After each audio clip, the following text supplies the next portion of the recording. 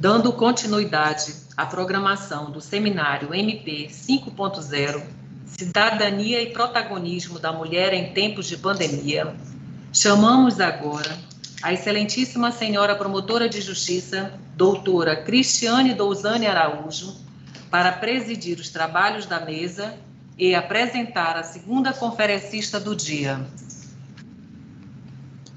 Boa tarde a todas e a todos.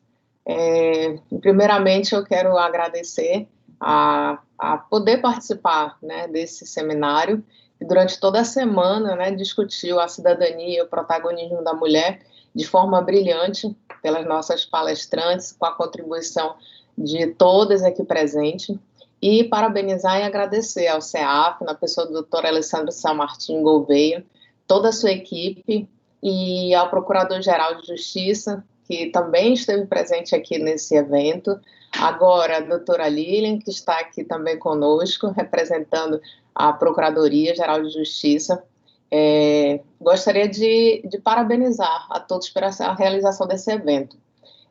Nesse momento, me incumbe a honra, né, de apresentar a palestrante de hoje, a doutora Fernanda Marinello, que desde já eu digo que eu guardo ela sempre no meu coração, pela admiração que eu tenho por ter me preparado com ela para ingressar na carreira ministerial. Acredito que ela tenha muitos registros desses alunos, né, que ficaram e que, graças a Deus, ingressaram na carreira, e essa foi a minha felicidade de poder reencontrá-la aqui, né, como admiradora e hoje como mediadora nessa palestra. A doutora Fernanda Marinello, ela é advogada, professora do G7 Jurídico, conselheira nacional do Ministério Público, conselheira federal da OAB pelo Estado do Alagoas, coordenadora de comunicação da OAB Nacional, presidente de honra da Comissão Nacional da Mulher da Advocacia na OAB-AM, e também autora de vários livros, já foi presidente da OAB Seccional Alagoas, e muito nos honra hoje com a sua presença, doutora.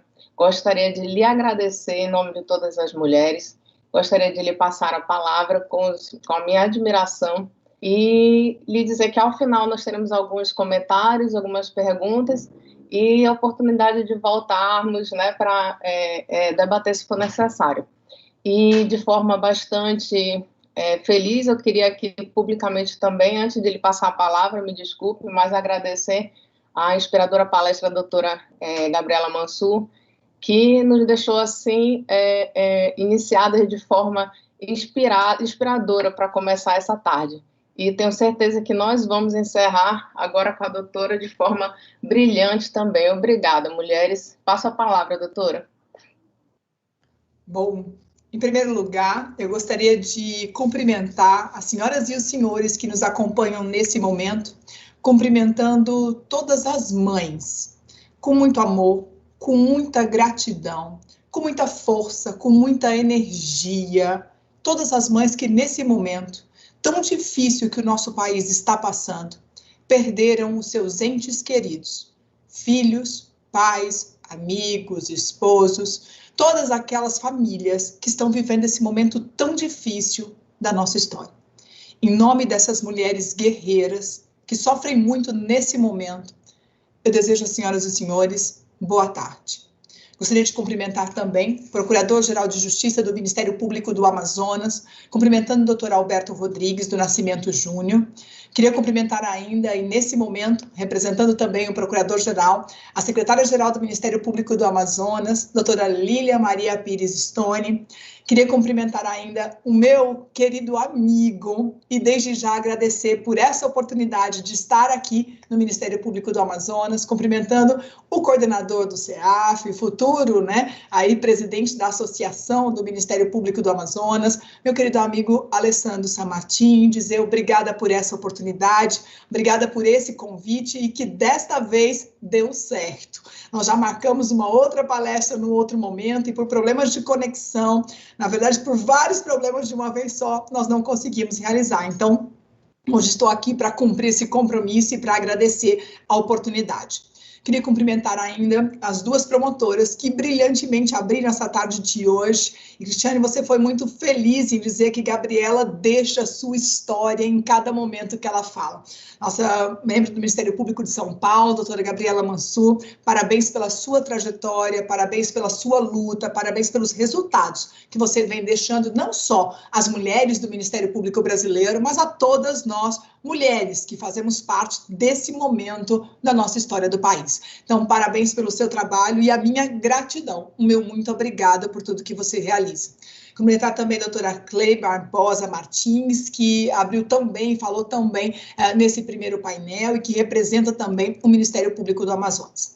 Mas queria cumprimentar com muito carinho a mediadora desse painel, que abriu esse nosso diálogo com uma expressão que eu fico tão feliz sempre, né, que é encontrar pela vida os meus alunos, aqueles que eu tive a oportunidade de dividir a experiência, de fazer parte de um pedacinho, né, do momento de preocupação e de desespero que era o estudar para concurso. Então, obrigada pelo seu carinho e quero ter contigo essa relação para sempre, né, que a gente se encontre em vários momentos e que a gente tenha a oportunidade de ter mais diálogos e mais encontros nessa vida. Doutora Cristiane, na verdade, tenho longos elogios para fazer à sua trajetória. Conta-me, membros do Ministério Público do Amazonas, que a senhora é uma guerreira, mas uma guerreira como representante do Ministério Público, mas acima de tudo, uma guerreira como mãe e uma guerreira como mulher. Parabéns pela sua trajetória. Nós precisamos de muitas mulheres assim como você. Mas nós precisamos só nos dar as mãos para que a gente possa fazer uma corrente muito forte de enfrentamento e efetivação dos nossos direitos. Parabéns pela sua luta, você é exemplo para todos nós. E obrigada. Mas, senhoras e senhores, eu também gostaria de, nesse momento de hoje, expressar a minha gratidão por todas as mulheres que me antecederam, todas aquelas que vieram antes de mim nessa caminhada. E aqui eu estou falando daquelas que viveram a década de 20, a década de 40, para as minhas avós, para a minha mãe, para todas aquelas mulheres que tiveram a coragem de derrubar barreiras e superar tantos obstáculos. Mulheres que deram a sua vida, que deram a sua liberdade, que deram a sua dignidade, que deram o seu direito, para que nós pudéssemos chegar até aqui em outras condições, para que nós tivéssemos o direito de ser simplesmente cidadã, para que nós tivéssemos o direito de realizar os desejos maternos, para que nós pudéssemos ter o direito de ter uma conta no banco, sem precisar ter autorização do pai ou do marido para que isso fosse possível, para que nós tivéssemos o direito de termos relações trabalhistas mais dignas, salário e outras tantas oportunidades. Então, a minha gratidão para todas aquelas mulheres que vieram antes de mim. Graças a elas, os nossos filhos serão muito menos ou sofrerão muito menos discriminação. Terão direito de engravidar até as meninas sem ser casada ou até nem se casar. Graças a elas, nós teremos os direitos patrimoniais reconhecidos. Graças a elas, nós não vivemos mais acorrentadas num casamento com um marido que nos faz infeliz. Graças a essas mulheres ativistas das gerações anteriores, nós temos direitos de ter um diálogo diferente, uma conversa diferente nesse momento e nessa quadra da nossa história. Então, a minha gratidão a todas essas mulheres. Mas para falar de militância, de liberdade, de liderança, para falar de direito das mulheres, nós precisamos primeiro, ou nesse momento, também avaliar toda a nossa caminhada. Eu sempre digo que para compreender aonde nós queremos chegar, precisamos saber de onde nós saímos e o que foi construído de lá até aqui. E digo isso porque reconhecer os nossos avanços significa buscar energia e coragem para continuar lutando. É ter a certeza de que é possível, sim, conquistar e efetivar todos os nossos direitos. E basta lembrar o que acontecia no Brasil na Constituição de 1824. Senhoras e senhores que nos acompanham, em 1824, nós, mulheres, aparecemos no texto constitucional em duas únicas oportunidades. Numa delas, nós éramos tratados como mercadoria, oportunidade em que os homens negociavam o dote para o casamento. E pouco importava se a gente tinha ou não direito de se casar ou queria se casar, pouco importava o nosso amor e as nossas escolhas. Naquele momento, nós éramos objeto e tratados como mercadoria. mas nós ainda aparecemos no texto constitucional, e agora na sucessão ao trono. E a sucessão ao trono dizia, mulheres estão fora da sucessão. Portanto, não havia direito de ocupar qualquer espaço de poder naquela oportunidade. Portanto, nós, mulheres, em 1824, eram simplesmente ignoradas, invisíveis para o mundo e para o país naquele momento. Mas, felizmente, nós evoluímos. Direitos foram consolidados, conquistas foram realizadas e nós chegamos à Constituição de 1988. Lembrando que a Constituição de 1988 é a tão sonhada, a tão desejada Constituição Cidadã, é a Carta da Democracia. E nesta Carta da Democracia, diz então o texto constitucional, homens e mulheres são iguais em direitos e obrigações. É fato que essa regra nem sempre aparece no nosso dia a dia. Afinal de contas, em obrigações, podemos até reconhecer que somos até iguais a eles, ou diria, temos mais obrigações que eles. Mas em direitos, infelizmente, isso não acontece. Então, nós precisamos, nesse momento do mês de março, nesse momento das comemorações do Dia Internacional da Mulher, nós precisamos colocar esses debates na mesa. Nós precisamos enfrentar os problemas dessa geração e desse século, e digo isso porque sempre reconheço que nós, mulheres, nesse momento, temos direitos. Temos o texto constitucional, temos leis importantes que foram aprovadas após o texto constitucional. Então, se a gente parar para avaliar em direitos, em previsão legal e constitucional, nós temos direitos. O que nós precisamos é retirar esses direitos do papel. O que nós precisamos é introduzir esses direitos modificando a nossa realidade, modificando o nosso dia a dia. E sempre digo que essa é a responsabilidade da nossa geração. Nós precisamos efetivar todos esses direitos que ainda não saíram do papel. E aqui vamos registrar algumas leis importantes que vieram a partir da Constituição de 1988. Vamos lembrar, por exemplo, a Lei da União Estável. A Lei da União Estável que protege as mulheres daqueles relacionamentos aventureiros. Lei da União Estável que reconhece direitos e garantias dentro desse relacionamento. Vamos lembrar ainda o reconhecimento da paternidade responsável e a determinação com relação aos alimentos gravídicos. É dizer que filho não é um problema da mulher, que filho não é um problema de mãe. Filho é a responsabilidade de mãe e de pai. Portanto, nessa relação social é preciso estabelecer que os homens também têm obrigações e precisam assumi-las. Mas vamos lembrar ainda a introdução da Lei Maria da Penha. E a Lei Maria da Penha que fala da tão preocupante violência doméstica. Violência essa que acontece dentro de casa. Violência essa que acontece na sua maioria. Aqui Gabriela colocou números importantíssimos para reflexão, que acontece dentro daquele relacionamento que muitas vezes é para a mulher o porto seguro. A Lei Maria da Penha traz, sim, institutos que revolucionam o combate à violência no país. Mas eles precisam transformar a nossa realidade. Não basta estar previsto na lei. Mas vamos lembrar ainda que a ponta do iceberg desta violência é o feminicídio.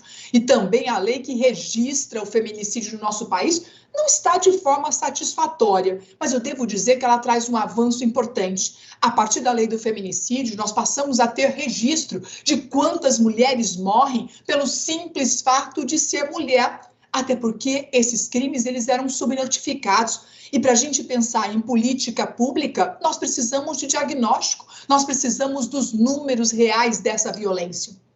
E vamos lembrar que o feminicídio, enquanto ponta do iceberg, revela números assustadores. Morre uma mulher a cada 1h30, se eu já não estiver desatualizada nesse número.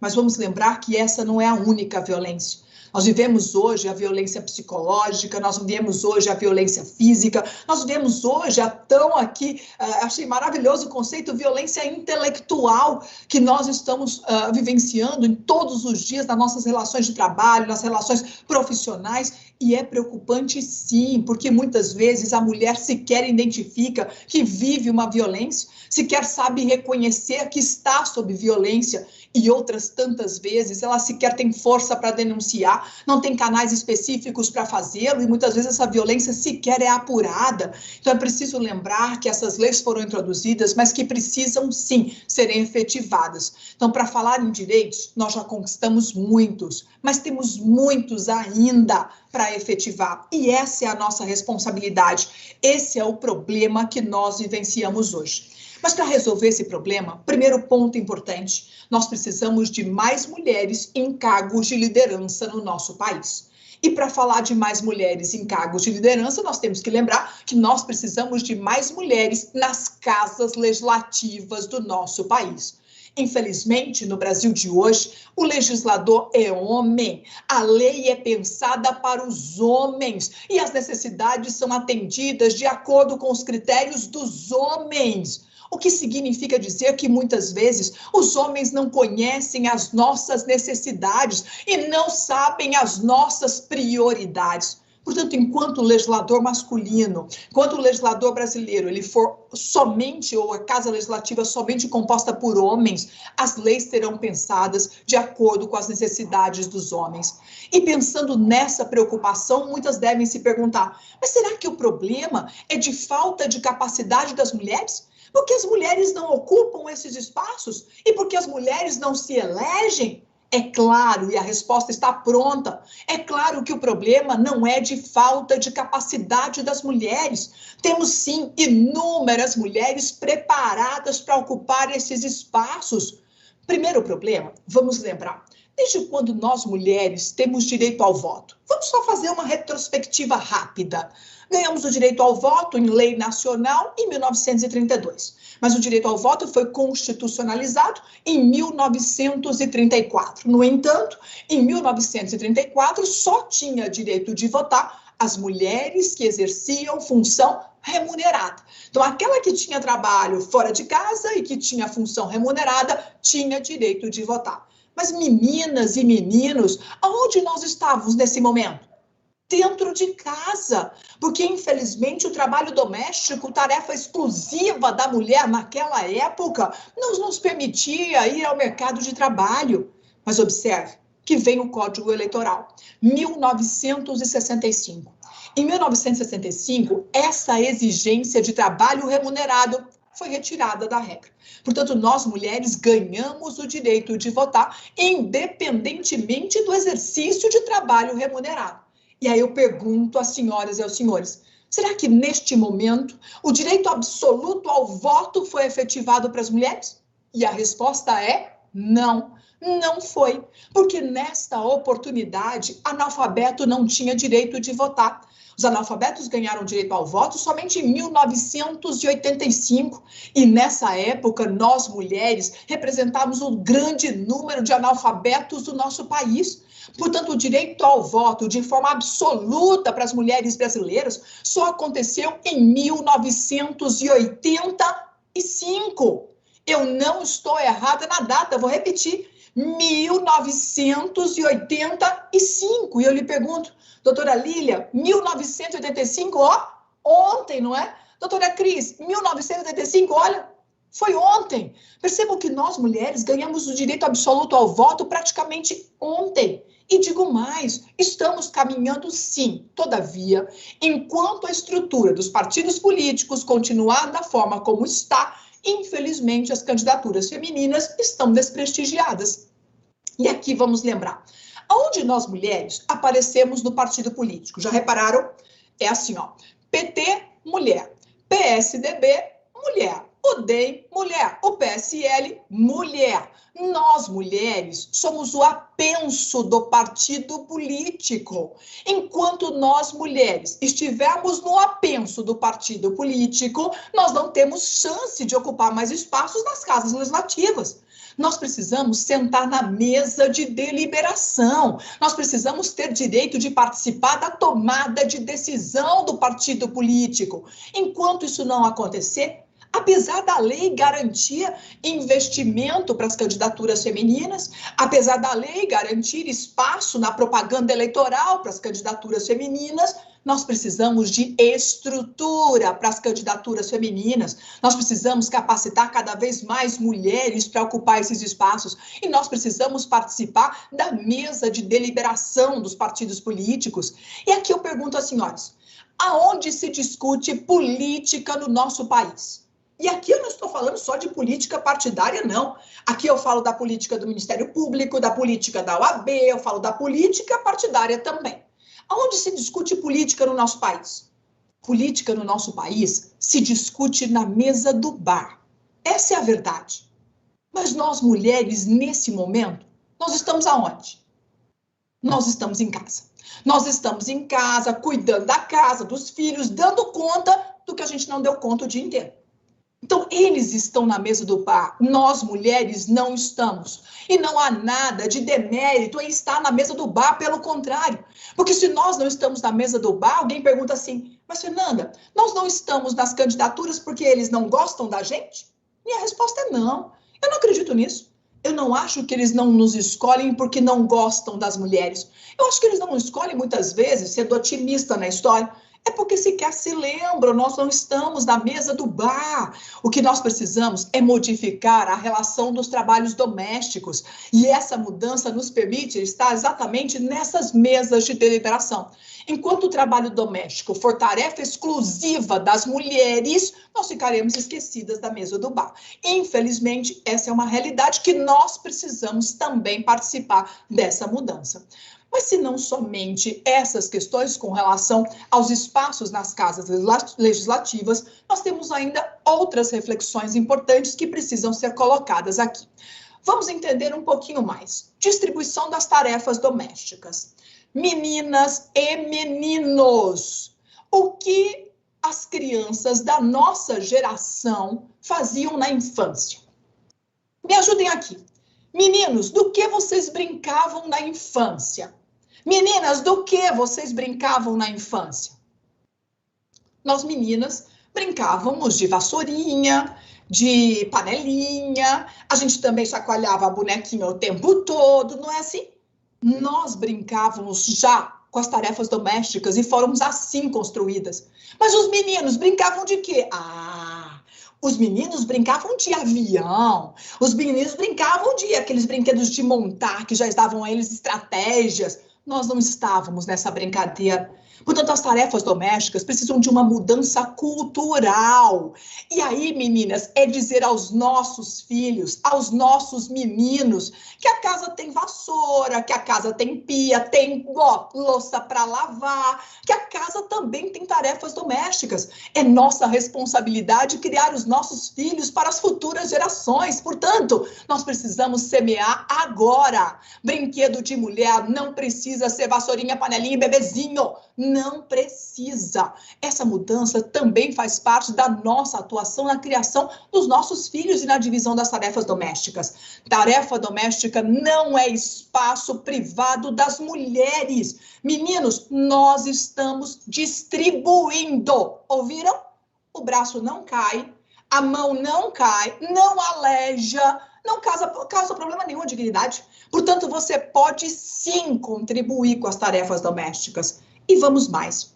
Observando as carreiras do nosso país, e aqui eu vou citar o Ministério Público, a magistratura, até mesmo na ascensão nas carreiras da advocacia. Onde estão as mulheres? Bom, as mulheres já estudam mais do que os homens no Brasil hoje. Se elas já estudam mais do que os homens no Brasil hoje, por que elas não ascendem ao topo das carreiras do nosso país? Será que é por falta de capacidade das mulheres? Claro que não. A resposta não é de falta de capacidade das mulheres. Primeiro problema, você não pode sonhar em ter filhos, porque o sonho da maternidade ele exclui da oportunidade no mercado de trabalho. E aqui eu vou contar às senhoras uma experiência. Eu trabalhava numa empresa quando eu engravidei do meu primeiro filho. E quando eu descobri que estava grávida, disse então ao meu chefe, eu estou grávida. E qual foi a resposta dele? E agora? Eu respondi a ele, agora nasce. Só tem essa opção, vai nascer. O O problema, e vejam meninas, não tem tanto tempo assim. Se olharem para as minhas rugas, vão perceber que não há tantos anos assim. Meu filho mais velho tem 13 anos. Portanto, não há tanto tempo assim.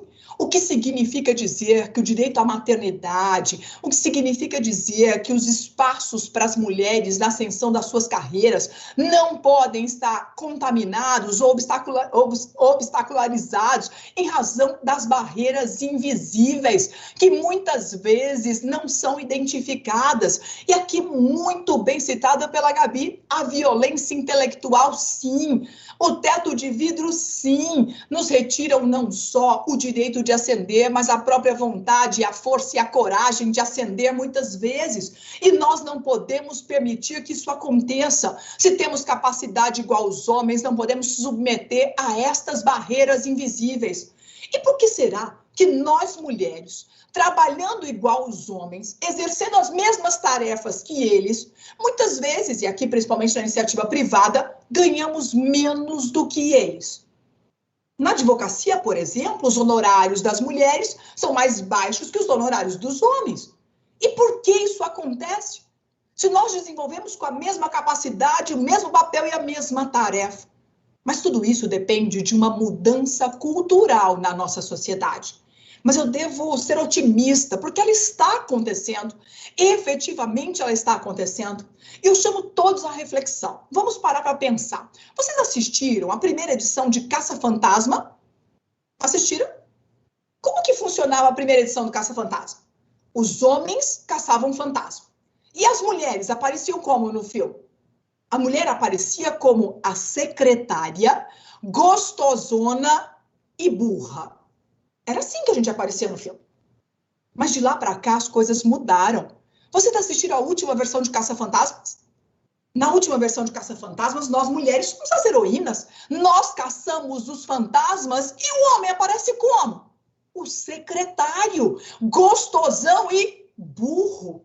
O que nos traz a reflexão que essas qualidades, essas características não são características do gênero. Portanto, homens e mulheres podem ser inteligentes ou não, gostosinhos ou não. Isso não tem nada a ver com o gênero. Mas de lá para cá, as coisas mudaram. Caça-Fantasmas, Star Wars, e eu digo mais. Meninas, vocês que são daqui da minha geração, na infância, para as mais novas talvez, o exemplo não tenha sentido, mas meninas da minha geração, na infância, quando a gente assistia super-heróis, qual era o nosso desejo? O que a gente ficava esperando assistindo super-heróis? Que a Mulher Maravilha aparecesse. A gente desejava, né? Linda, maravilhosa, com aquele avião transparente, visível, lindo, o desejo era que ela aparecesse. Ela aparecia quando? No final do desenho. Quando não tinha mais nada para fazer, ela chegava lá, 2 segundos e ela sumia. Mas, meninas, nós ganhamos um filme inteiro da Mulher Maravilha. Um filme inteiro da Mulher Maravilha. Isso é uma mudança cultural? Sim. Nós sonhamos durante muitos anos com esse protagonismo e nós ganhamos. Mas devo contar o segredo. Mulher Maravilha foi recordista de bilheteria, assim como foram os demais filmes de super-heróis lançados na mesma época. Todavia, a atriz que fez Mulher Maravilha ganhou 10% do que ganharam os atores que fizeram os demais filmes recordes de bilheteria da época. Por quê? Porque nós ganhamos menos do que os homens com o mesmo recorde de bilheteria que eles. E eu deixo ainda uma pergunta. Por que no final do filme da Mulher Maravilha ela não teve direito de ser feliz no amor? Até nisso querem tirar? Dá para devolver? Esse problema é nosso. Portanto, os homens não podem definir o nosso futuro dessa maneira. E aqui fica o registro. A nossa capacidade, ela tem que ser reconhecida independentemente da nossa aparência. A competência não tem nada a ver com a aparência. E conta às senhoras um episódio de uma advogada que, para entrar num fórum desse do Brasil afora, teve a sua saia medida por uma régua. É a régua que vai medir a capacidade dela? Nós não podemos permitir. Esta avaliação não cabe à nossa aparência. Os homens vestem o terno verde, amarelo, azul, qualquer cor, e ninguém avalia por isso. Portanto, nós mulheres não podemos ter a nossa capacidade medida pela nossa aparência. E meninas, aqui fica o clique. Network e relacionamento é relação política, é ascensão profissional, é sim crescimento no mercado de trabalho. Portanto, network não é perder tempo, é ganhar tempo, ok? Nós precisamos aprender isso. Nós, mulheres, temos dificuldade de jogar o futebol do final de semana, sabe? Fazer, o futebol não serve? Vamos fazer um chá. O chá do final de semana, o tênis, a aula de bike, o que você quiser. Esse network que os homens são acostumados a fazer, precisam fazer parte da nossa vida. Esse relacionamento nos traz desenvolvimento profissional. Por que será que nós, mulheres, não temos o reconhecimento remunerado do trabalho de cuidado? O trabalho de cuidadora que as mulheres desenvolvem de forma brilhante não é remunerado no nosso país. E digo mais, na pandemia, nós mulheres somos muito mais desempregadas do que os homens. Porque as mulheres foram demitidas em número muito maior. Isso nos traz um número de informalidade para as mulheres que causa uma grande insegurança jurídica. Afinal de contas, muitas famílias brasileiras hoje são comandadas por mulheres. E essa mulher que não tem o direito à remuneração segura no final do mês, não tem estabilidade para sustentar essa família. Nós não podemos permitir que o desemprego inerente ao resultado da Covid atinja as mulheres da forma como está acontecendo. Portanto, nós precisamos denunciar e colocar à mesa essa preocupação. E aqui ainda vale registrar assédio moral e assédio sexual. Mas a doutora Gabriela foi muito feliz quando disse: muitas mulheres sofrem assédio. Eu realizando um evento lá do Em Pauta, da Unidade Nacional de Capacitação, que eu presido hoje no CNMP, tive a oportunidade de receber nas mãos uma pesquisa do número de assédio moral e sexual que vivem as mulheres nas carreiras de segurança pública no nosso país. E eu fiquei assustadíssima.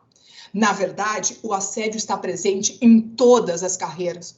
Está na magistratura, está no Ministério Público e está, sim, de forma muito importante na advocacia. Na verdade, nós mulheres somos muito mais vítimas de assédio, que também acontece com os homens, mas nós mulheres temos um número muito maior de vítimas de assédio moral e sexual no nosso país. Doutora Gabriela foi muito feliz em dizer, muitas vezes, a mulher não tem coragem de denunciar. Mas por que será que ela não tem coragem de denunciar? Primeiro, porque muitas vezes o assediador é a própria autoridade competente para punir. O assediador é a própria autoridade que recebe a denúncia. Portanto, nós precisamos de órgãos especializados, preparados e capacitados. Muitas mulheres não têm coragem de denunciar. Aquelas que têm coragem de denunciar são frustradas porque a denúncia não tem resultado, não há responsabilização e não há punição daquele que pratica esse crime. Portanto, nós não podemos silenciar diante dessa realidade. Nós não podemos fazer parte da corrente do silêncio, que finge que uma cantada não é assédio. É assédio, sim. Tem que ser denunciado, sim. E faz parte do nosso papel de mulheres que têm voz, que ocupam espaço e que têm a responsabilidade de incentivar outras mulheres a fazerem o mesmo. A violência doméstica, conforme eu já disse lá atrás, é uma preocupação, sim, no país. E aqui eu queria deixar um registro, na verdade, para uma mulher que merece, nessa semana toda, a minha dedicação e o meu respeito. Vou falar de uma advogada, Maricélia Schlemper, que ganha, inclusive, uma nota de apoio da OAB do Amazonas. Maricélia foi vítima de violência nessa semana, mas não só violência doméstica. Veja como vai além. Maricélia é advogada, estava no fórum em Maceió para uma audiência de divórcio, representando a sua cliente.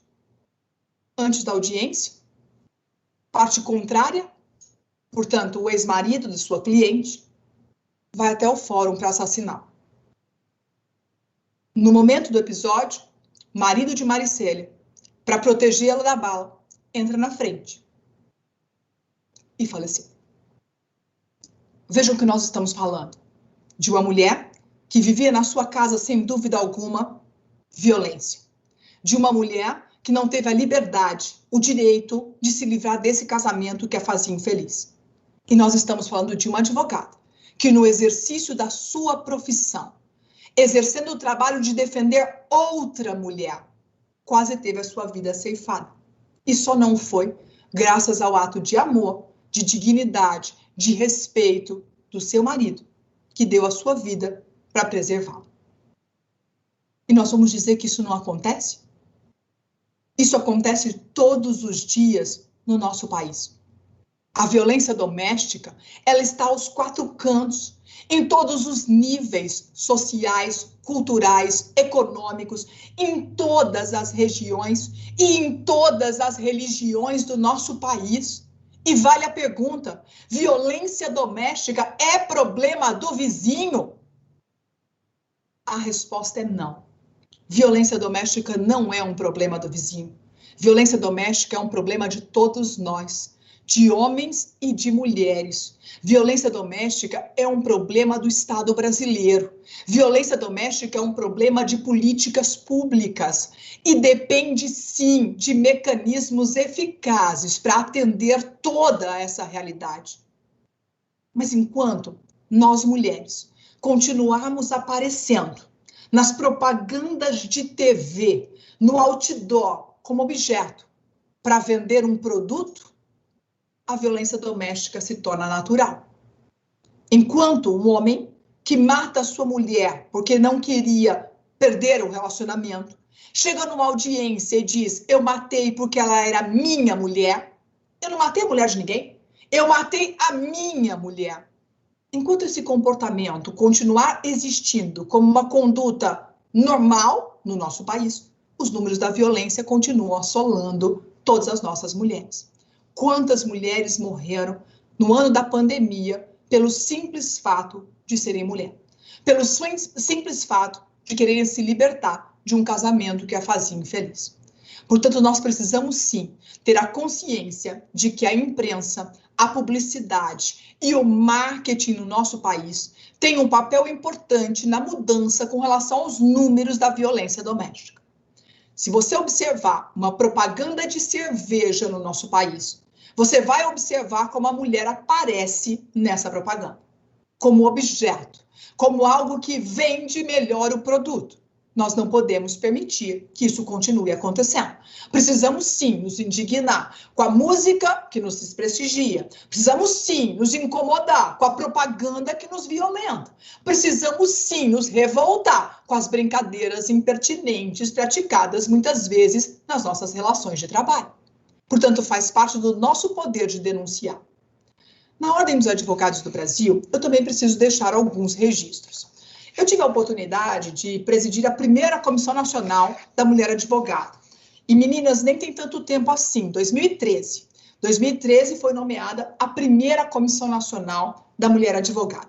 Mas o que eu queria contar às senhoras é que da Comissão Nacional para frente, nós tivemos a oportunidade de discutir cotas para as mulheres dentro dos espaços da OAB.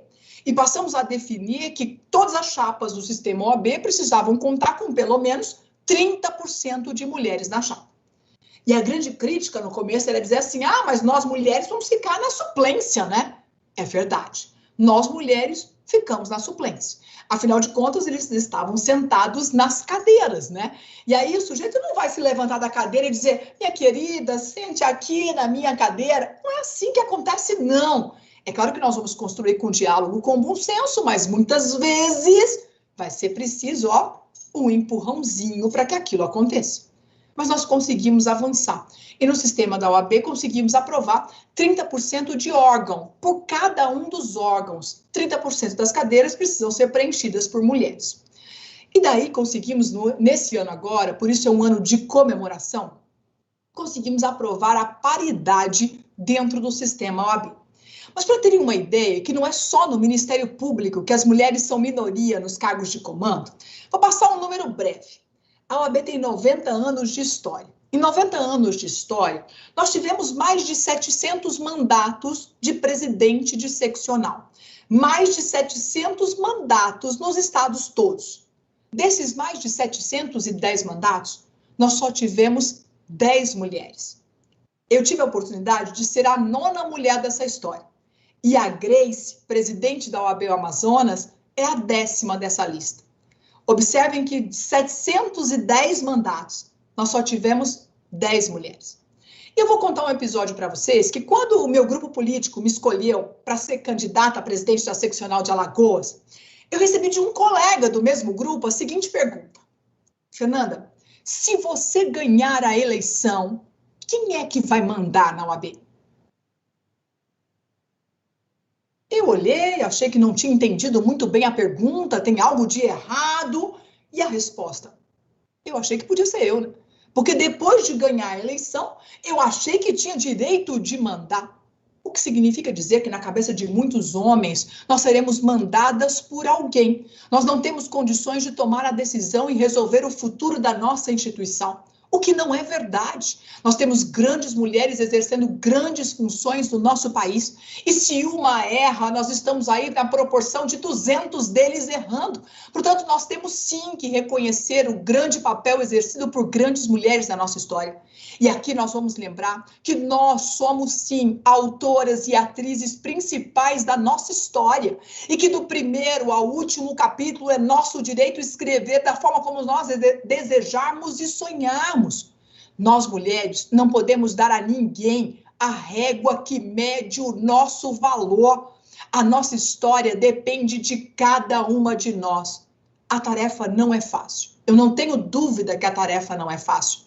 No entanto, nós, mulheres, já fomos capazes de construir muito, com muito pouco que nós temos. Portanto, nós precisamos sim, com a nossa força, com a nossa coragem, com a nossa criatividade, temos sempre novas saídas. Nós não podemos continuar resolvendo problemas novos com soluções velhas. E é a nossa criatividade, o nosso encontro, a nossa força, a nossa cumplicidade, o nosso companheirismo, o nosso respeito por outras grandes mulheres que nós admiramos, é que nós vamos construir uma grande corrente de força para a efetivação dos nossos direitos. E ele dizia que no dia 8 de março, nós queremos que os homens olhem para nós como grandes mulheres capazes de construir uma grande história. E meninos, fiquem tranquilos, nós não queremos dominar o mundo para nós. Meninos, nós queremos sim dominar o mundo, mas queremos dominar o mundo para dividir com os senhores. Afinal de contas, não tem graça nenhuma ter o mundo só para nós. O que nós queremos é construir relações mais justas, mais igualitárias, mais fraternas, em que homens e mulheres tenham a oportunidade de estar aonde quiserem estar. E que nesta data, de 8 de março, que nós estamos comemorando neste mês, nós, mulheres, tenhamos o direito de ganhar, muitas flores, mas muitas flores. No entanto, mais do que flores, o que nós queremos mesmo é respeito. Obrigada.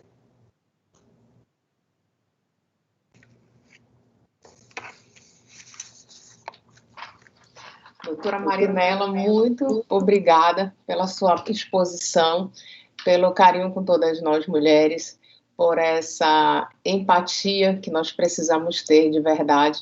Eu concordo com a doutora quando diz que nós precisamos continuar com esse engajamento, que nós precisamos sim levantar esses questionamentos, nós precisamos prosseguir.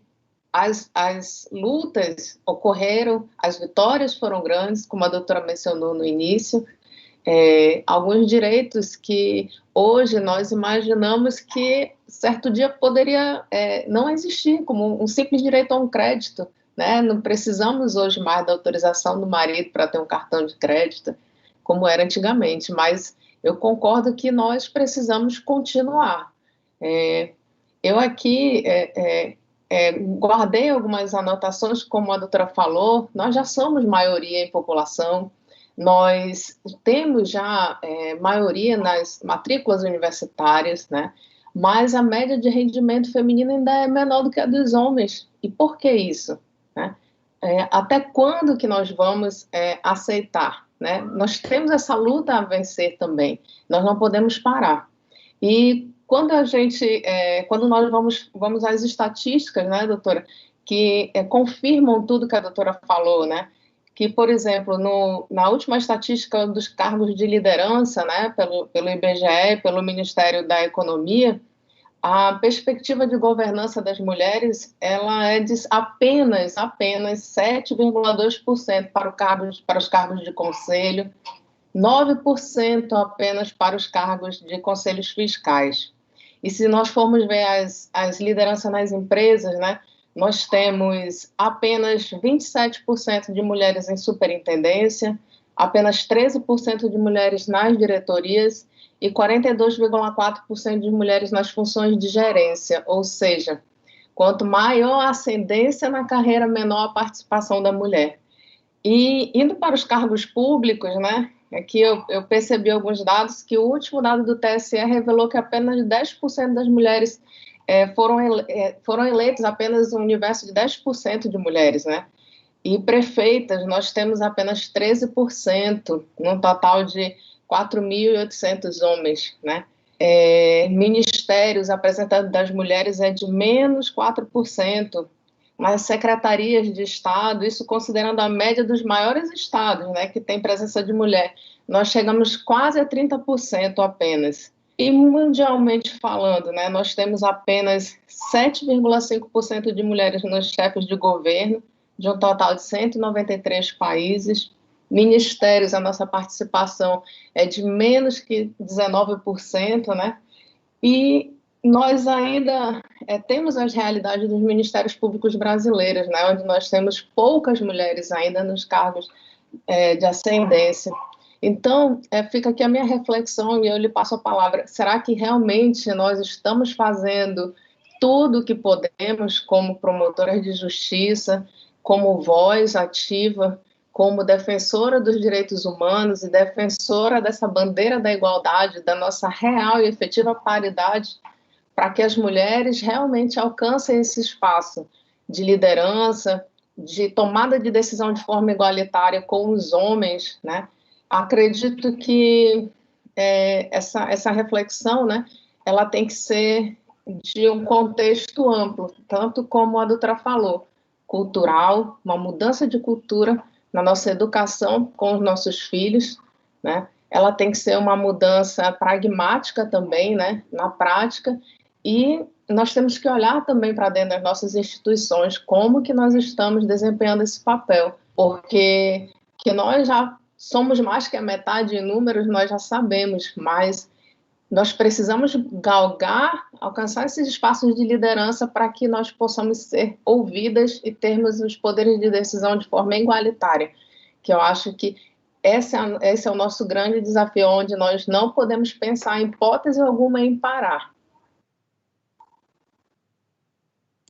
E eu acho, Cris, que a história cada um tem que deixar um pedacinho, né? Eu acho que nós mulheres temos que ter a responsabilidade, especialmente nós mulheres que temos direito à voz, que temos ocupação de espaço nas nossas carreiras, nós temos sim a responsabilidade de puxar outras mulheres. Eu tenho uma fala que eu falo há muitos anos nas minhas palestras dentro do sistema OAB, que é dizer o seguinte: nós mulheres já pagamos a metade da conta desse país.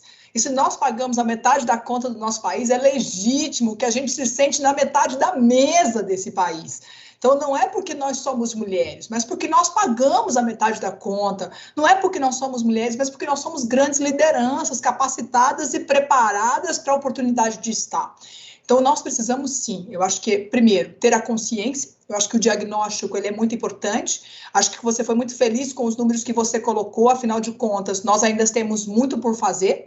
Sem dúvida alguma, conquistamos muitos direitos, mas temos muito ainda para implementar, muito para conquistar ainda. E nós não podemos parar. A exemplo daquelas que vieram antes de nós, a nossa responsabilidade é continuar avançando cada vez mais. Então, nós não podemos nos omitir. Acho que nós precisamos, sim, engajar outras mulheres. Tem aquele discurso assim, né? A mulher não vai porque não quer. Não é verdade isso é mentira, isso é a desculpa que eles dão para nos colocar. Na verdade, ela quer sim, ou melhor, ela às vezes não tem como, porque ela não tem uma estrutura que a habilize. Mas isso não significa dizer que ela não queira. Ela quer sim, o que ela precisa é de oportunidade para estar. E quando eu falo de oportunidade, é na estrutura familiar, é dentro da estrutura das instituições, é dentro da estrutura dos partidos políticos, é ter estrutura para estar, assim como eles também têm. Então, eu acho que a nossa tarefa é uma tarefa muito desafiadora, acho que temos muito pela frente, acho que a comunicação hoje, as redes sociais, a imprensa, o próprio cinema, eles nos ajudam muito porque nos traz uma rede de articulação, uma rede de comunicação bem maior. Eu acho que se nós não tivéssemos a tecnologia que nós temos hoje, os números do feminicídio também não apareceriam. E a partir do momento desse diagnóstico, nós conseguimos criar políticas públicas. Às vezes, os homens olham para nós e dizem assim, está ficando chato, né? Essas meninas não param de falar disso, mas é para ser chato. Ou é para ser chata, enquanto a gente assistir, nós vimos aqui as mesas que Gabriela colocou na palestra dela, né? Eu digo que eu sou fiscal de mesa, né? Fiscal de mesa porque quer dizer, só tem homem nessa mesa, precisa ter mulher nessa mesa, né? As mesas das nossas celularidades, Brasil afora, só tem homem. Então, enquanto a gente tiver as nossas mesas compostas por homens, nós precisamos nos indignar. Nós precisamos sim reclamar. Nós precisamos sim achar aquilo inadequado. Então, a gente precisa pelo menos manifestar isso. Não importa se isso é chato ou não. Não importa se isso agrada ou não. É a nossa responsabilidade para as mulheres dessa geração. Acho que é o nosso papel, cada um fazendo um pedacinho, deixando um legado e construindo um futuro melhor. Mas acho que era isso.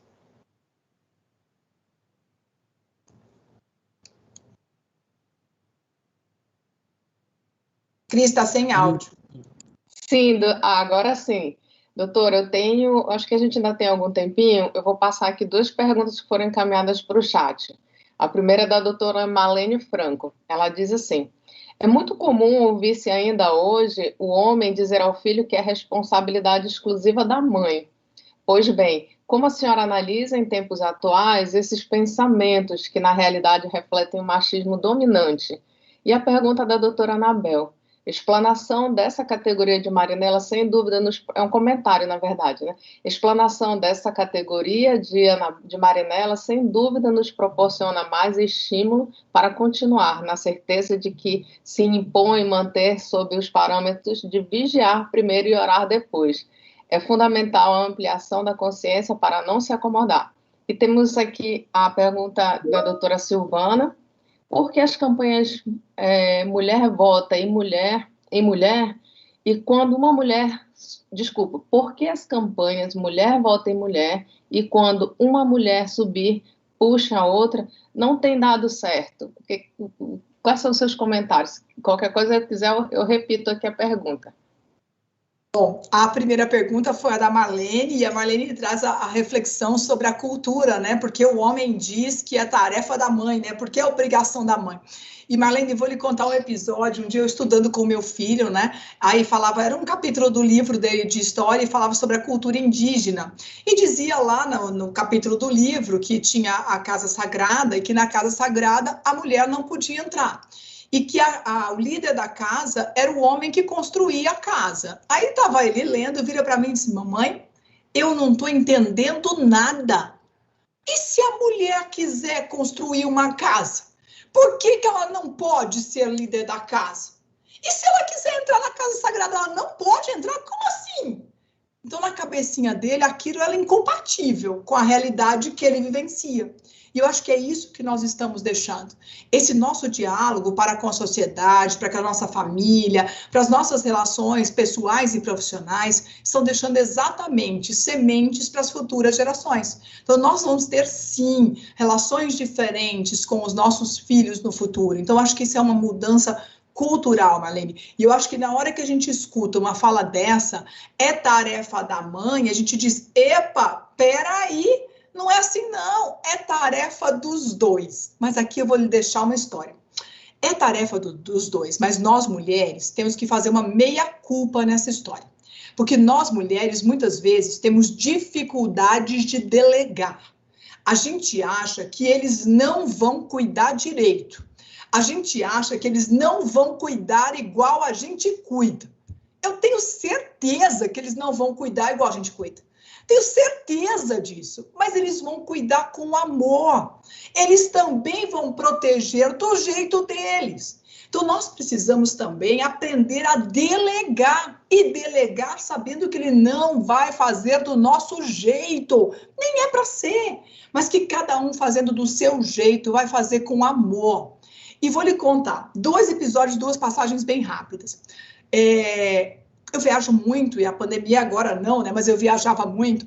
E quando eu viajava, Nicolas ficava com as crianças. Mas quando eu voltava da viagem, que ia para a escola, resolver alguma coisa, a professora virava para mim e dizia assim, você estava viajando, né? Aí eu, o que foi que aconteceu? Não, é porque ele veio um dia com tênis de cada cor, outro dia ele veio com a blusa do lado do avesso, outro dia o cabelo estava desse tamanho. Mas enfim, ele veio. A tarefa não estava completa, mas ele fez um pedaço. Então nós precisamos entender que não vai ser do jeito que a gente faria. Vai ser diferente, mas vai ser com amor. E eu me lembro de um episódio, estava grávida do meu primeiro filho e tinha fechado um evento, um curso, para dar no TRE do Amazonas. Olha que coincidência. Mas eu fechei o curso, era um curso de capacitação no TRE, eu fechei um ano antes, já no final da gestação. Um ano antes eu fechei esse curso. E naquela época, eu fazia a conta, Pedro ia ter 9 meses, né? 9 meses, detalhe, já ia estar grande. Eu até planejei levá-lo comigo para Manaus para fazer o curso, era uma semana de curso. Então, eu planejei que eu ia levá-lo comigo. Acontece que na semana do curso, dias antes de eu viajar, ele adoeceu. Ele ganhou uma estomatite, a febre era altíssima, e eu não tinha como levar. E eu também não podia cancelar o curso, porque como eu ia fazer aquilo um ano depois? A expectativa é tão grande que o curso chegasse um ano depois, eu ia dizer que eu não ia para o curso. E aí, então, eu tive que trabalhar, né, bastante o meu psicológico para ir para o curso. Mas eu chorava tanto que eu me lembro da cena indo para o aeroporto, assim, parecia que eu ia me destruir em lágrimas, né? Mas deu tudo certo. O menino sarou, ficou bom e ele cuidou direito. Então, é possível e nós precisamos aprender também a nos estabelecer nessas relações domésticas e familiares. Então, é uma tarefa também de homens e de mulheres. A segunda pergunta é da Anabel, né? Uma consideração. Anabel, fiquei muito feliz com sua fala. E eu sempre digo que quando nós temos a oportunidade de fala, se a gente consegue mexer um pouquinho com os outros na cadeira que estão, a gente já fez alguma coisa, né? Então, eu fico muito feliz de ter pelo menos deixado aí, ó, a reflexão dos brinquedos, ter pensado pelo menos no direito à maternidade, que alguma coisa fique, que quando você for assistir Mulher Maravilha de novo, você pare para pensar o que foi que nós conseguimos até aqui. Então, que a semente fique, eu agradeço por isso e pelo carinho.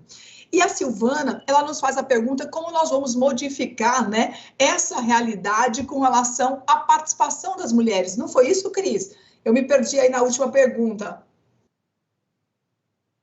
Tá sem áudio, Cris. Doutora Anabel fez um comentário que a explanação dessa categoria de Marinela, sem dúvida, nos proporciona mais estímulo, exatamente, para continuar na certeza de que impõe manter sobre os parâmetros de vigiar e orar depois. É fundamental ampliar a consciência para não se acomodar. A última pergunta que foi da doutora Silvana Cavalcante, que ela diz assim, por que as campanhas Mulher Volta em Mulher e quando uma mulher subir puxa a outra, não tem dado certo? Eu diria, Silvana, que tem dado certo. Eu sou otimista em dizer que nós estamos mudando a realidade, agora em passos lentos, lentos demais. Nós precisamos acelerar um pouco mais, por quê? Na verdade, por que nós precisamos ocupar esses cargos de liderança? Nós precisamos ocupar esses cargos para que as nossas necessidades sejam pensadas, para que as nossas necessidades sejam colocadas na mesa, para que as nossas necessidades sejam priorizadas. Eu sempre digo que se os homens usassem salto, eles perceberiam outras situações que hoje eles não percebem. Eu também digo que se os homens tivessem uma gravidez e um parto, eles também teriam percepções diferentes da que eles têm hoje. Então, na verdade, nós somos seres diferentes, temos características diferentes e precisamos de necessidades e atendimentos diferentes. Por isso que quando as mulheres chegam nesses espaços, elas vão atender às necessidades pensando pelo olhar das mulheres. Então, quando a gente tem a campanha, né, mulher não vota em mulher, a mulher precisa votar em mulher, né? Então, aquele chamado, acho que o TSE foi muito feliz quando diz, até quando nós, que representamos 52% do eleitorado nacional, vamos deixar que eles escolham por nós? Até quando nós vamos deixar que eles escolham por nós? Então, o que eu acho é que nós precisamos começar a trabalhar no nosso dia a dia a nossa representatividade. Muitas vezes nós não refletimos sobre esse ângulo nas nossas escolhas. Então, nós precisamos começar a nos conscientizar e conscientizar aquelas que estão conosco, para que a gente comece a mudar esse comportamento. Acho que, Silvana, as mudanças já estão acontecendo, são lentas, sim, mas precisam de cada vez mais homens e mais mulheres conscientes, mais homens e mulheres conscientes para que a gente possa implementar. Mas acho que as políticas são importantes e precisam, sim, ser replicadas e repisadas e repetidas muitas vezes. Não só no 8 de março, mas em todas as oportunidades que nós temos direito de fala, que nós temos espaço para fala, que nós podemos plantar ou possamos plantar sementes para isso. Acho que é devagarinho, mas a gente está mudando. Doutora, tem um comentário aqui da colega Cristiane Correia que eu também compartilho e foi até um exercício diário na nossa carreira, né? Na minha carreira, especialmente porque aqui nós temos grandes distâncias que nos levam ao interior, que não é uma acessibilidade tão grande quanto em outros estados, né? E esse exercício de delegar tarefa é uma situação que a Cristiane colocou aqui, que é necessário, que a gente precisa praticar. E realmente a gente precisa delegar e a gente precisa desapegar.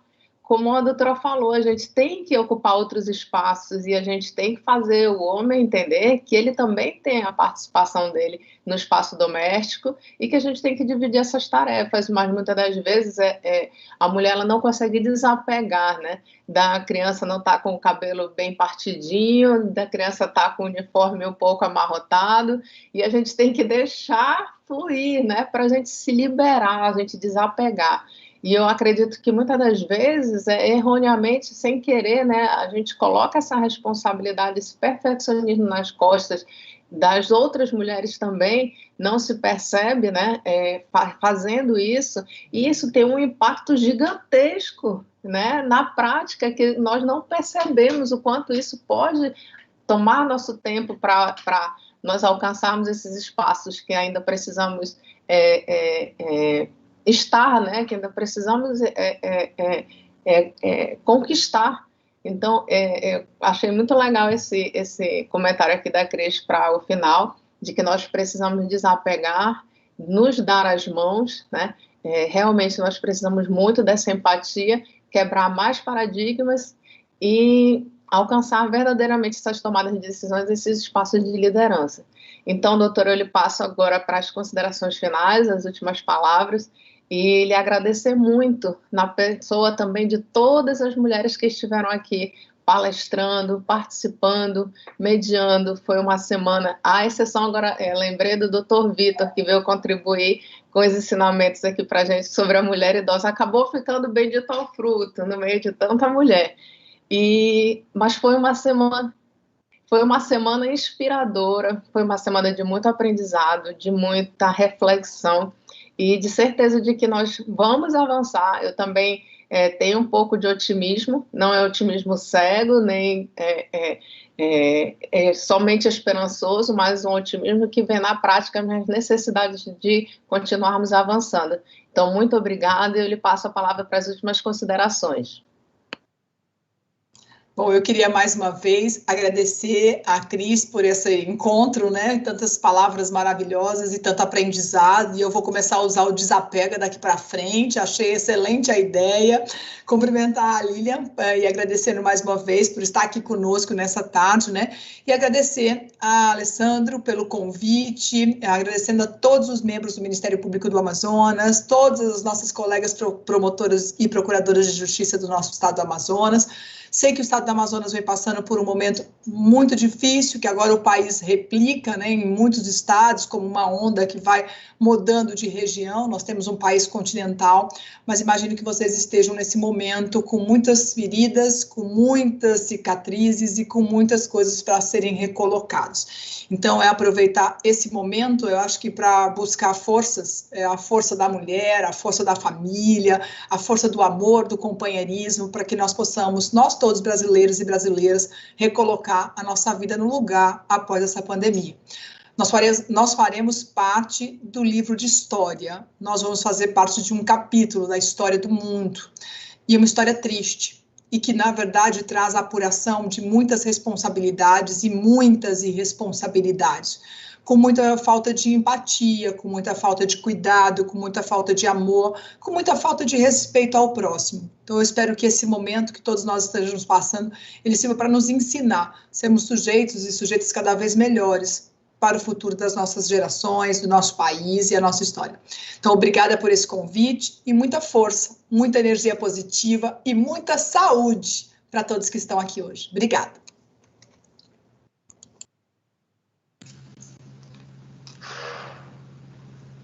Com a palavra, o excelentíssimo senhor promotor de justiça, doutor Alessandro Samartim de Gouveia, chefe do Centro de Estudos e Aperfeiçoamento Funcional do Ministério Público do Estado do Amazonas.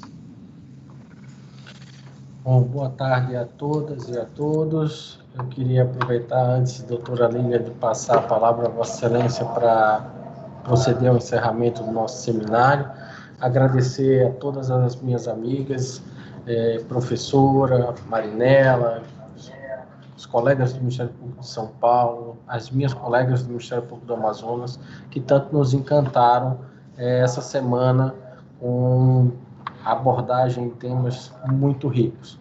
Então, gostaria de aproveitar esse momento para agradecer a oportunidade que me foi dada pela atual administração, na pessoa do nosso Procurador-Geral de Justiça, Dr. Alberto Rodrigues Nascimento Júnior, de dirigir o Centro de Estudos e Aperfeiçoamento Funcional. Durante esses quase 5 meses foram feitas mudanças organizacionais importantes e eventos como este puderam ocorrer de maneira primorosa e grandiosa, graças ao empenho de todas as servidoras e todos os servidores do CEAF, e a vocês, servidores e servidoras do CEAF, minhas amigas e meus amigos, minha gratidão.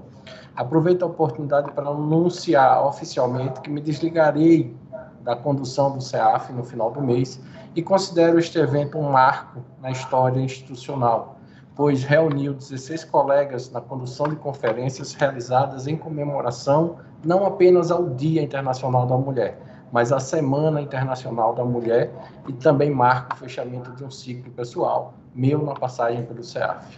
Eu, doutora Lídia e doutor Alberto, gostaríamos, evidentemente, de ter dado voz e espaço a todas as nossas 71 integrantes da carreira ministerial e a todas as servidoras do Ministério Público do Estado do Amazonas. E desde já colocamos esse desejo como uma meta a ser alcançada o mais breve possível. Mas temos a certeza que as conferencistas e debatedoras que dividiram as tardes profícuas desta semana representaram à altura todas as mulheres protagonistas do desenvolvimento da cidadania do nosso povo amazonense e brasileiro, pois brilharam enormemente e nos brindaram com a eloquência, com a sabedoria e com a competência transformadora que só as mulheres são capazes de realizar. Assim, com a esperança de ter cumprido a missão que a mim foi confiada, com a convicção de busquei realizá-la com inovação e com ampliação do acesso ao conhecimento como ferramenta de fortalecimento democrático, despeço-me deste evento e quis o destino que meu último seminário à frente do nosso CEAF fosse um evento em que o protagonismo feminino se concretizou efetivamente no Ministério Público do Amazonas. O dia 8 de março foi ampliado e as mulheres tiveram reconhecido o fundamental direito de semear o conhecimento para todos nós. E como foi bom e enriquecedor ouvir todas vocês, minhas amigas. Por isso, a vocês toda a minha gratidão e meu compromisso de lutar ao lado de vocês para o fortalecimento da igualdade que é necessária para superar as violências físicas, domésticas, psicológicas e intelectuais que são praticadas diariamente contra as mulheres. Muito obrigado e devolvo a palavra ao cerimonial para que proceda chamada da doutora Lília para o encerramento deste seminário. Muito obrigado. Anuncio a excelentíssima senhora promotora de justiça, doutora Lília Maria Pires Stone, que ingressou no Ministério Público do Estado do Amazonas em 9 de fevereiro de 1996, onde exerce há 25 anos suas funções ministeriais. Por 4 anos, exerceu o cargo de corregedor auxiliar da Corregedoria Geral do Ministério Público. Ela é titular da 19ª Promotoria de Justiça, com atuação junto à Vara de Crimes de Trânsito. E, atualmente, exerce o cargo de secretária-geral do Ministério Público.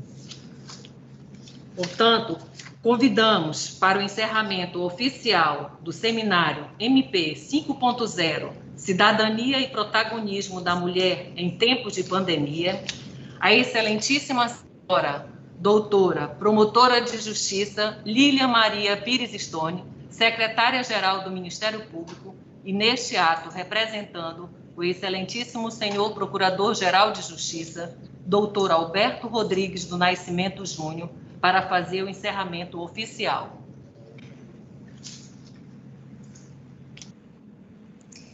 Boa tarde a todos, principalmente às meninas, né?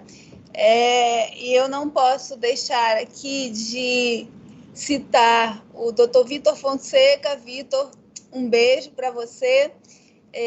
Muito feliz porque você se uniu à Turma das Meninas para participar desse evento que, com certeza, deixou a todos no estado emocional ativo, né? Eu me uso como exemplo para declarar de público aqui que eu estou meio desnorteada ainda, como se tivesse bebido realmente uma garrafa inteira de vinho, de tanto conhecimento, de tanta explicações práticas para que a gente possa institucionalizar mesmo essa política da igualdade de gênero dentro da nossa instituição. Eu vou procurar ser breve, até quebrando um pouco o protocolo, em razão do que eu falei acerca de tomar uma garrafa de vinho, que é para ficar ainda com aquele gostinho de tudo que a gente ouviu aqui, aprendeu nessa semana, e que com certeza a gente vai levar, não só institucionalmente, mas para o resto das nossas vidas e de cunho pessoal.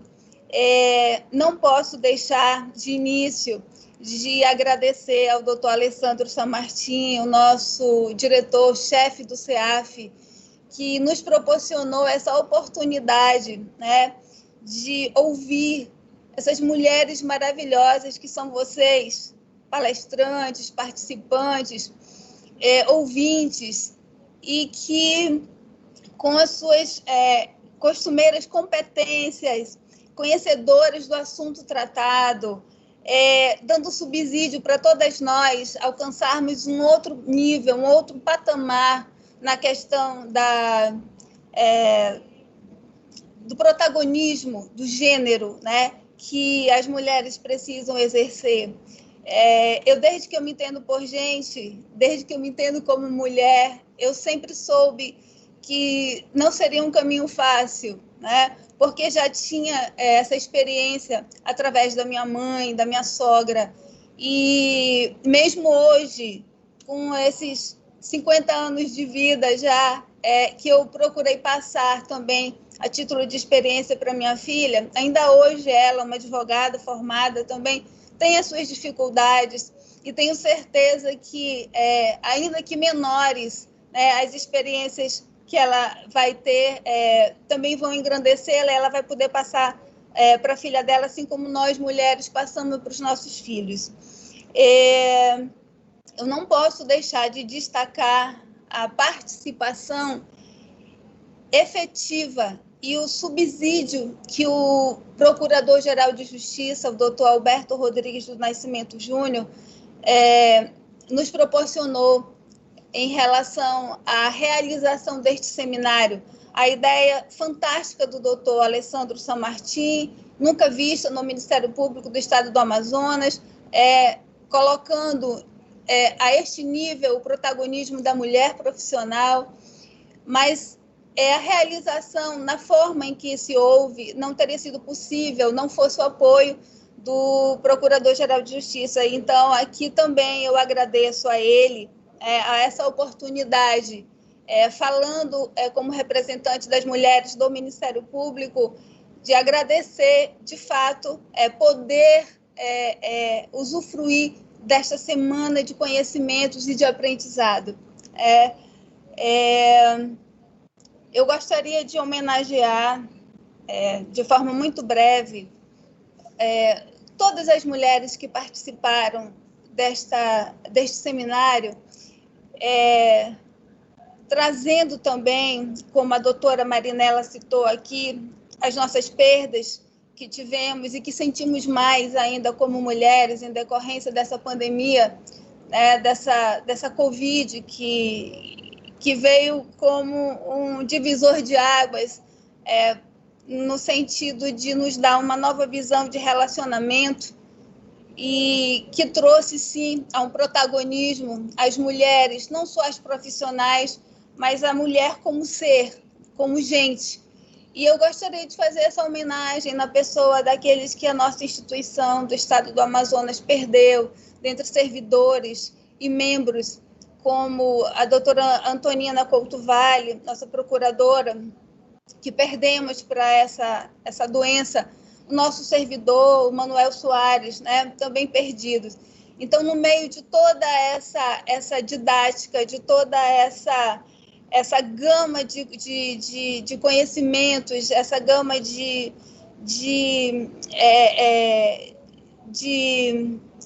competência colocada durante esse seminário, eu gostaria de suavizar um pouquinho mais, porque eu sou assim, eu gostaria que vocês me permitissem ler uma poesia que, no meu entendimento, resume toda essa força da mulher, toda a natureza delicada da mulher, toda a competência, todo o protagonismo que a mulher tem e exerce, neste planeta. Então, se vocês me permitam, eu gostaria de ler essa poesia. É pequenininha, não vai demorar. Mulher. A mulher não é só casa, mulher loiça, mulher cama. Ela é também mulher asa, mulher força, mulher chama. E é preciso dizer, dessa antiga condição, a mulher soube trazer a cabeça e o coração. Trouxe a fábrica ao seu lar e ordenado a cozinha. E impôs a trabalhar a razão que sempre tinha. Trabalho não só de parto, mas também de construção. Para um filho crescer farto, para um filho crescer são. A posse vai se acabar no tempo da liberdade. O que importa é saber estar juntos em pé de igualdade. Desde que as coisas se tornem naquilo que a gente quer, é igual dizer meu homem ou dizer minha mulher. Eu peço desculpas pela emoção, mas eu sou muito orgulhosa de ser mulher, sou muito orgulhosa de ter amigas mulheres e estou, neste momento, muito orgulhosa da minha instituição, que proporcionou a oportunidade de ouvir também essas mulheres maravilhosas e orgulhosas de serem mulher. Entendo que o evento alcançou o seu objetivo, alcançou todas as expectativas, no sentido de fazer reconhecer, fortalecer o reconhecimento de que a mulher, sim, sempre foi na história, e sempre será protagonista de si mesmo. Que venham outros eventos assim. Muito obrigada a todas as participantes que engrandeceram esse evento e eu agradeço em nome do Ministério Público. Muito obrigada a todas.